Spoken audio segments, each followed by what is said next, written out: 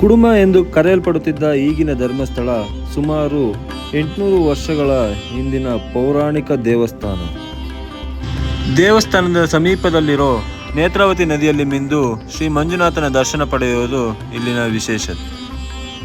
ಪ್ರತಿನಿತ್ಯ ಸಾವಿರಾರು ಭಕ್ತಾದಿಗಳು ಈ ದೇವಸ್ಥಾನಕ್ಕೆ ದೇಶ ವಿದೇಶಗಳಿಂದ ಅಥವಾ ಹಲವು ರಾಜ್ಯಗಳಿಂದ ಭೇಟಿ ನೀಡೋದ್ರಿಂದ ನೂಕುನುಗ್ಗಲುಗಳು ಹೆಚ್ಚಾಗಿರುತ್ತೆ.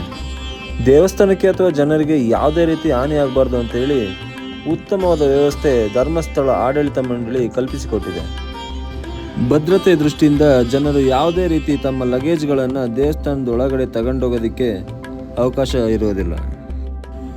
ಶ್ರೀ ಮಂಜುನಾಥನ ದರ್ಶನ ಆದ ಮೇಲೆ ಅಲ್ಲೇ ಸಮೀಪದಲ್ಲಿರೋ ಕ್ಷೇತ್ರ ಪಾಲಕ ಶ್ರೀ ಅಣ್ಣಪ್ಪ ಸ್ವಾಮಿ ಬೆಟ್ಟ, ಹೆಣ್ಮಕ್ಳು ಹಾಗೂ ಹೆಂಗಸರು ಈ ಅಣ್ಣಪ್ಪ ಸ್ವಾಮಿ ಬೆಟ್ಟವನ್ನು ಹತ್ತಬಾರದು.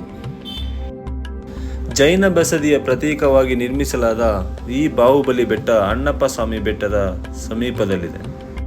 ಏಕಶಿಲಾ ಮೂರ್ತಿಯ ಪ್ರಸಿದ್ಧಿ ಪಡೆದಿರುವ ಬಾಹುಬಲಿ ವಿಗ್ರಹ 39 ಅಡಿ ಎತ್ತರವಾಗಿರುತ್ತದೆ.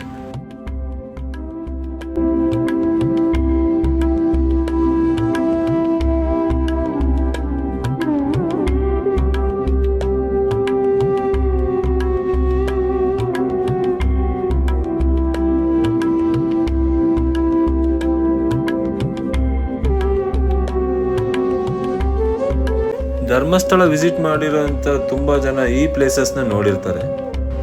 ಆದರೆ ಅಲ್ಲೇ ಸಮೀಪದಲ್ಲಿರೋ ಮಂಜೂಷ ಸಂಗ್ರಹಾಲಯ ಇದನ್ನು ತುಂಬ ಜನ ನೋಡಿರಲ್ಲ.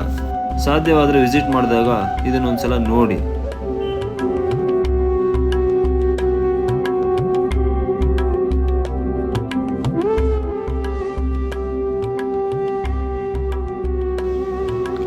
ಅನ್ನದಾನ ಮಹಾದಾನ.